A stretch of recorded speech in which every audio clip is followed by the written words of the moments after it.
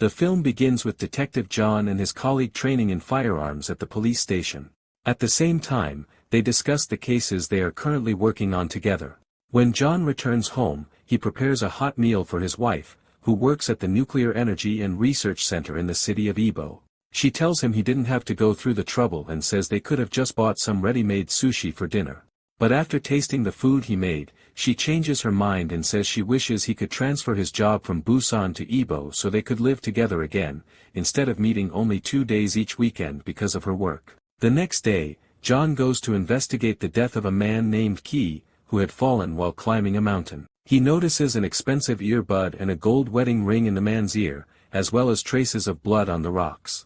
Determined, he insists on climbing to the top of the mountain with his partner. When they reach the summit, they find Key's backpack containing a phone and wallet, both engraved with the first 3 letters of his name. When John tries to unlock the phone, he sees a photo of Key with his daughter, who is very beautiful. He keeps trying to unlock the phone but fails. Later, John contacts the woman using the address from Key's ID, but to his surprise, she tells them she's Key's wife. She introduces herself as Ray and says she's Chinese, so she doesn't speak or understand Korean well, communicating through a translation app on her phone. John asks her to unlock Key's phone and notices a wound on her hand and that she doesn't seem emotionally affected by her husband's death. When he asks whether she thinks her husband's death was an accident or murder, she replies that it was certainly an accident because her husband had no enemies. After conducting an investigation into Ray, John discovers that her husband used to beat her violently. He visits the hospital where she had received treatment and sees bruises on her body. He realizes her husband caused them when he notices the first 3 letters of Key's name carved into her skin with a knife beneath the bruises. John also learns that Ray works as a nurse, well loved by her patients, and that the hospital allows her to take Mondays off to care for an elderly woman at home. Later, the police discover skin under Key's fingernails, so they summon Ray to take a DNA sample, which turns out to match the DNA of the skin found under her husband's nails. She explains that her husband wanted her to climb the mountain with him, but when she refused, he hit her and scratched her hand and leg. After that, John starts watching her closely, even sleeping in his car outside her house. The next day, the police chief orders John to close the case, saying it's clearly an accident and there's nothing more to investigate. However, John later finds a Chinese document containing an arrest warrant for Ray. His assistant informs him that it was issued before Ray immigrated to Korea, meaning she came to Korea fleeing a crime she had committed in China. He's shocked to learn she had been accused of killing her own mother. After sending her a photo of the document on her phone, she asks him to visit her at home. When he does, she tells him that her mother had been old and suffering from a chronic illness and that she had been her caregiver. Her mother, unable to bear the pain any longer, had begged Ray to give her medicine that would end her life. Before dying, she asked Ray to move to Korea and scatter her ashes on a mountain where she had once met Ray's grandfather for the first time. Then, Ray shows John threatening messages her husband had received before his death for accepting a bribe at work. Someone had blackmailed him, threatening to expose him unless he paid a large sum of money. John confirms her story when he visits Key's workplace and finds a suicide note left with a coworker, confessing that he took a bribe and killed himself out of fear of exposure. With this, the case is officially closed. John visits Ray's home to return her husband's belongings. During this time, John begins to feel drawn to her. Later, he invites her to his home and cooks Chinese food for her. When she sees photos of her dead husband and pictures of unsolved crime victims hanging on his apartment wall, she tells him he must not sleep well because of those images. She then takes them down and burns them. After that, the two grow closer, spending almost every day together. Even during the 2 days John's wife stays with him, he secretly wishes the weekend would end quickly so he can be with Ray again. One night, unable to sleep, he messages her asking where she is. She replies that she's at the hospital and can't visit the elderly woman the next day due to work pressure. John offers to go in her place, and she agrees. When he visits the elderly woman, she asks him to play the song Ray always played for her. When he takes her phone, he comments that it looks exactly like Ray's phone. The elderly woman tells him that Ray bought 2 identical phones and gave her one as a gift. John then flips the phone over and finds a height tracking app on it, showing its last use was on the same date that Ray's husband died. Through surveillance footage, John discovers that Ray had left the elderly woman's house earlier than usual and switched their phones. This was because the head nurse always called the elderly woman's phone every Monday to confirm that Ray was with her.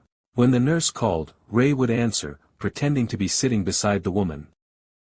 After that, Ray climbed the mountain, waited for her husband to reach the summit, and then pushed him off the cliff. As he fell, he grabbed her hand, leaving the wound. That night, when Ray returns home, John is waiting for her. He places the elderly woman's phone on the table and confronts her with what he's learned. She admits that she assembled the threatening letter from newspaper clippings and that she altered one of her husband's company reports, sending it to his office to make it appear as a suicide note caused by bribery and fear of disgrace. Devastated, John tells her that now he's certain she burned the photos in his apartment, including her husband's, not because she cared about him and wanted him to rest in peace, but because she feared they might expose her crime. She confesses that she used to hit herself to make it seem during investigations that her husband was the abuser.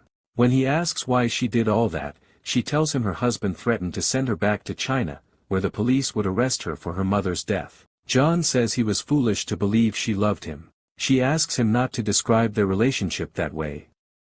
Shaken, John tells her that he truly did love her, and for that reason, he won't arrest her. He tells her he bought a new phone for the elderly woman and asks Ray to throw the old one into the sea. Then, he leaves her and walks away. 13 months later, we see John with his wife at a psychiatrist's office. The doctor prescribes him medication to help him sleep and relax, as he is still suffering from insomnia. The next morning, John and his wife are together in their apartment in Ebo City.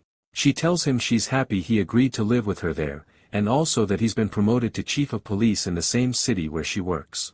She adds that she knows he's feeling depressed because the city is so quiet, there are no thefts or assaults, and he laughs at her comment. Meanwhile, Ray is at home being beaten by a man named Chul Sung, who demands to know where her husband Shun is. She tells him she doesn't know, but he keeps hitting her, accusing Shun of taking the money his mother spent 10 years saving, pretending he would invest it for her, and then running away without returning a cent. He shouts that his mother is now in the hospital and needs the money for treatment. Ray suddenly stabs a fork into his arm and warns him never to lay a hand on her again. He snarls back that if his mother dies, he'll put Ray in her coffin, and then kill her husband. Soon after, Ray receives a call from Shun, who tells her they need to prepare to leave immediately because Chul Sung's found out where they are. He says he wants her to meet some people from China to persuade them to help him next week. Later, John is shopping with his wife when he's shocked to see Ray nearby with a man. She introduces John to her husband, Shun, who shakes his hand and says his wife told him that John once suspected her of killing her first husband. John is visibly stunned but tries to compose himself since his wife is standing next to him. Shun then explains that they moved to Ebo because of the nuclear research facility there. A famous Chinese drama had been filmed at that location, and many Chinese tourists visit the site. Since Ray now works as a tour guide, they decided to move closer to her workplace. The next day, John gets a call from his assistant while he's busy in the kitchen, so he asks and to answer. She tells him there's been a murder. When he arrives at the crime scene, his assistant informs him that the homeowner was stabbed 13 times in the chest and 4 times in the back. John is shocked to discover that the victim is Shun, Ray's husband. From the direction of the stab wounds, he deduces that the killer is left-handed. Furious, he confronts Ray, telling her, "This time, I won't let you get away with it." During interrogation, she insists that she and her husband were nearly bankrupt and had moved from Busan to escape their debts. When John remarks how strange it is that her first husband died a year ago and her second has now been murdered, she replies coldly that her first husband committed suicide, he wasn't killed. John then meets a group of tourists who were on a trip with Ray the day of the murder and reviews their photos, confirming that she was wearing a blue dress that day. That evening, he goes to her house and searches through her clothes, convinced he'll find traces of Shun's blood on the dress. When he discovers burned fabric in the grill, she explains that when she came home, she found her husband dead in the pool.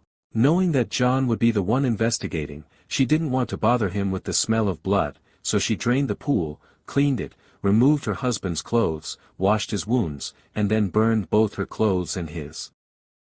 At that moment, John arrests her for obstructing justice and murdering her husband. At the station, she takes a lie detector test. When asked if she killed Shun, she answers no, and the results show she's telling the truth. Later, John's assistant tells him they reviewed footage from the security cameras around the villa and found a car that had been watching the house. After checking the license plate, they discover it belongs to Chul Sung, the man to whom Shun owed a large sum of money. By reviewing police records, they learn that Chul Sung is left-handed and has a history of violence. When interrogated, he admits that Shun owed his mother 270 million won, money he had taken to invest and never returned. He also reveals that while he was beating Ray, he secretly planted a tracking device in her phone, which allowed him to find out that she and Shun had fled to Ibo. With this confession, John releases Ray, but he still doesn't believe she's innocent. Tracing Shun's phone through the telecom company, John learns that the last time it was active was on a hill overlooking the sea, the same hill where Ray had been photographed with her tour group. He then asks his assistant to recreate Ray's pose from the photo and realizes that she was throwing Shun's phone into the sea. He immediately orders the dive team to retrieve the phone from the seabed, certain it contains evidence against Ray. But his assistant protests, telling him the case is closed, the killer confessed, and he should leave Ray alone. John then remembers the time he arrested Ray and drove her to the station, how she had tried to check on him, asking whether he'd started sleeping better. Moments later, his assistant informs him that the divers have found Shun's phone. When John recovers the messages, he discovers that Shun had been threatening Ray, saying he would leak her private conversations with John to the media and online, destroying John's career by exposing that he once covered up her crime because he loved her. In her reply, Ray begs him not to hurt John, promising that she will meet the Chinese men and do whatever Shun wants. John questions Chul Sung again and learns that Ray had visited his mother in the hospital, and that the woman died soon after she left. John then realizes that Ray killed the mother to provoke Chul Sung into killing her husband, thus protecting John from the scandal Shun intended to create. John calls Ray and tells her he knows she murdered Chul Sung's mother to manipulate him into killing Shun, all to protect the man she loved. He asks her, "The recording your husband used to threaten you, what was on it?" She answers, "It was your confession, the last time we met, when you asked me to throw the old woman's phone into the sea." After that, Ray drives to the seashore, digs a hole in the sand, and lies down inside it. As the tide rises, the waves push the sand back over her, burying her alive in the grave she dug for herself. At the same time, John tracks her car using her phone's GPS and rushes to the beach to find her, but she is gone.